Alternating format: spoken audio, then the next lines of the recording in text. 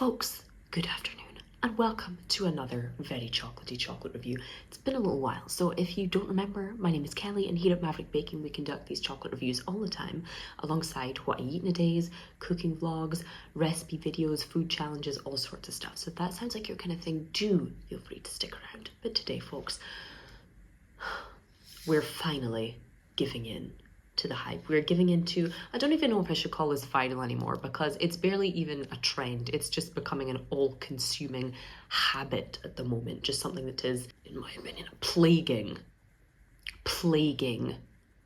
all things chocolate for like a year now. We're finally talking about the bloody Dubai chocolate. So today, this morning, I finally gave in and I got my hands on Lindt's version of this viral Dubai chocolate bar. They're describing it as milk chocolate with pistachio paste filling and crunchy kadayif pastry. I'm going to throw that out there. That's the pronunciation I'm going to be sticking with. Do correct me in the comments if that's incorrect and I'll make sure not to say it like that again. But that's the one we're going with today. This is made in Germany. I found it in an import store here in Italy, and folks, I parted with €9.90. For reference, that's like $9 or $10. Or about £7 or £8. Criminal. Anyway, let's get into it and see if it's worth your money. The packaging is very similar to the kind of other Lindt milk chocolate packaging. I have to say it's not too bad. It's all very green, very reminiscent of the pistachio. We get in, it has some kind of typical Lindt silver foil. Let's get into it. As we get in, you can see a fairly skimpy layer of that pistachio and pastry in there. But let's see how it tastes.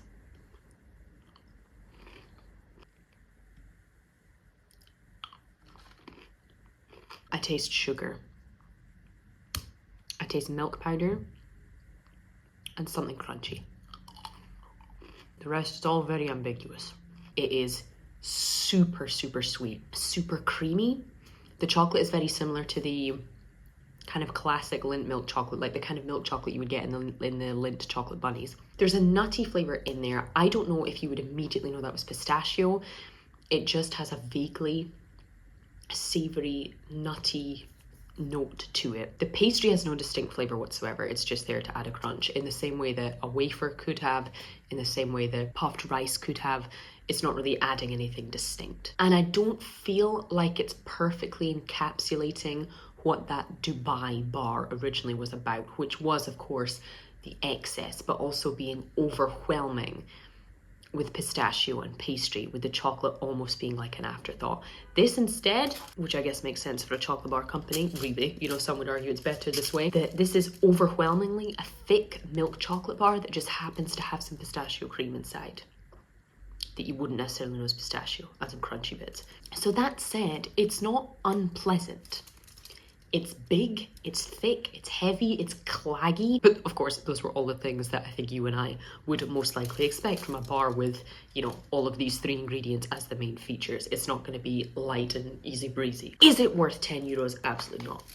Absolutely not. Because the main thing you are left with is sweetness. That's the main thing you're left with. You know, when you part with 7, 8, 9, €10 for a chocolate bar, like a craft chocolate bar, bean to bar chocolate, something like that, that has inclusions in it, that's been made well, it's been made with care.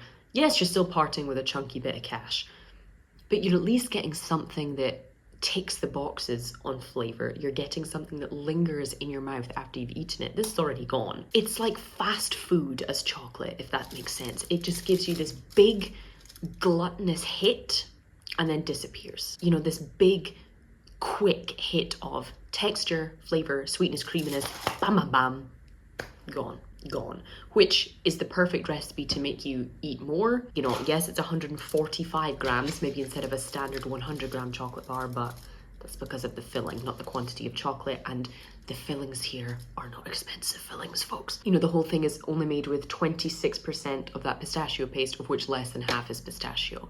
Where is the budget? Where is the justification for this price? I don't know, folks. It's not bad. If you like milk chocolate like I do, if you like pistachio, if you like crunchy things, if you like nutty chocolate bars, it's nice. It's not bad. There's nothing about me that's going, "Ugh, this is disgusting." It's not overwhelming. It's not miles away from the brief. I don't think it's hitting that exact thing that people want and people are drooling over about that specific Dubai chocolate that we're seeing everywhere. It feels a little bit on the safe side, but then, you know, you could argue that they've kept it on brand, which makes sense. This is something that could stick around even after this trend is gone, even if I doubt that it will. It's just the price that gets me here, folks, and it may be available cheaper in other places. I may be the idiot that paid that much for it, but, you know, someone out there is paying that much for it just as I am. I think if they wanted to stay on brand, they could have done this more in the style of the Lindt bars, in being smaller and fatter to get more of the filling in there. But, you know, maybe they wanted it as a shading thing, and so they've done it this way. It's not the worst thing I've ever tasted. It's not miles away from the brief, but it's pricey, and it's not one that I would rush to repurchase. So with all of that said, I would give the Lindt Dubai style chocolate a 3 out of 5. My own personal prejudices included, and my own budget included, obviously, but I think many people would share my sentiment in that. You don't mind parting with a little bit more cash if you know you're getting something wow. This isn't wow, this is fine. If you have seen this bar, if you have tasted it, if you have gotten it for a better price, do please let me know, and please let the other kind folks in the comments know so that they can find it if they want to. I don't hate this. It's not the worst thing we've ever tasted on the channel by a million miles. If you have tried it, do let me know. Do let me know your thoughts, or if it's something that you're looking forward to trying, let me know what you think.